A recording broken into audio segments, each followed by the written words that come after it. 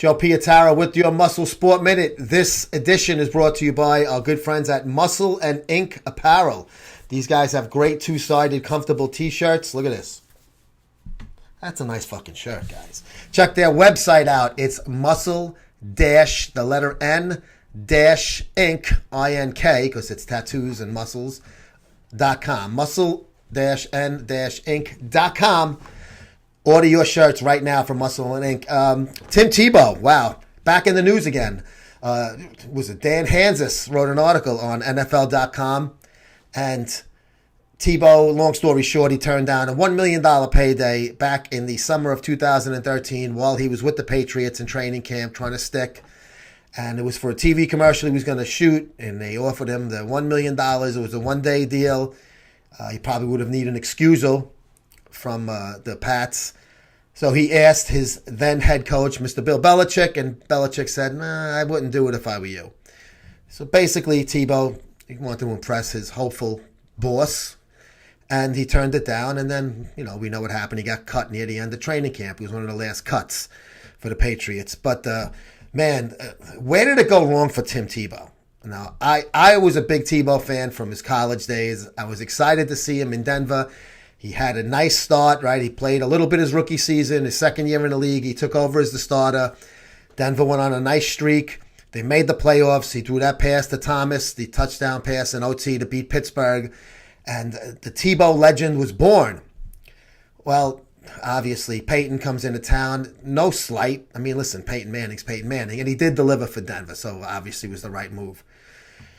Then he gets traded to my team, the New York Jets. Wow, this is where it went wrong, and I can tell you exactly why Tim Tebow is not in the NFL right now, and he's trying to become an outfielder with the New York Mets minor league system. The Jets didn't know what to do with this guy. They wanted to use him as a gadget kind of guy, wildcat, up back in the punt formation. So what did they do? They say put on size. He puts on 30 pounds of muscle. He's not contest ready. So it wasn't all, bulk, massive, tight muscle. He was overweight for his size. He was in good shape before that. There was no need to make him change just because you were going to run him more. And if you watch that team, I watched them, every game I watched that team.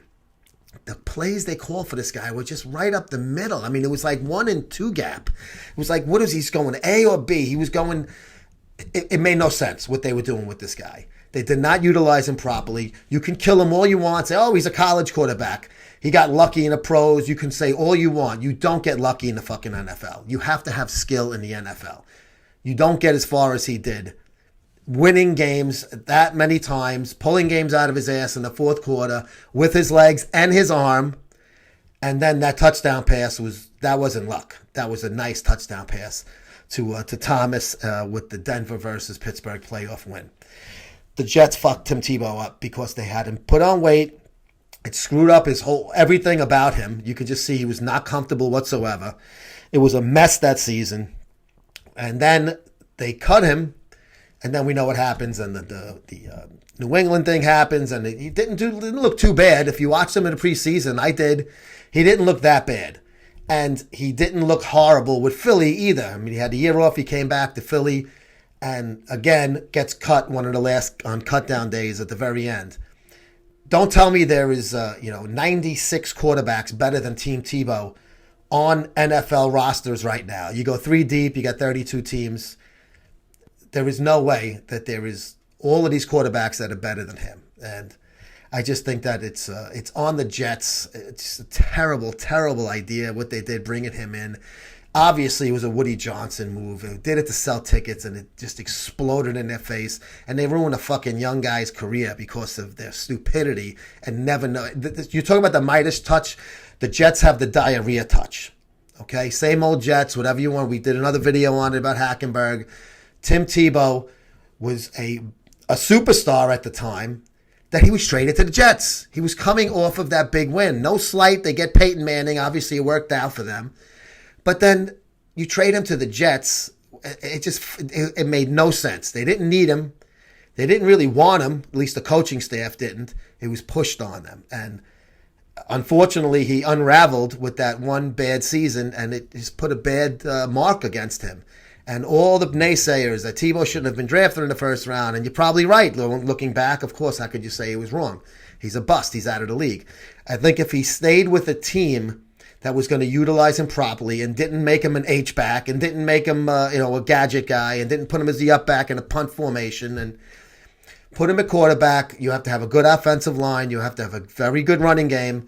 You have some dump-off guys. You have some slot guys. You're not going to go long with, you're not stretching the field with a Tim Tebow. Basically, what you want to do is you want to utilize him with his legs, you utilize him with his short passes, and you utilize him throwing the ball, rolling out, which he was very good at. The Jets did none of the above, hence ruined the young man's career. But whatever. I just thought about that when I read that article on NFL.com. Love that site. Check them out. MuscleSportMag.com/subscribe. $32 a year, free U.S. shipping. We'll see you guys next time.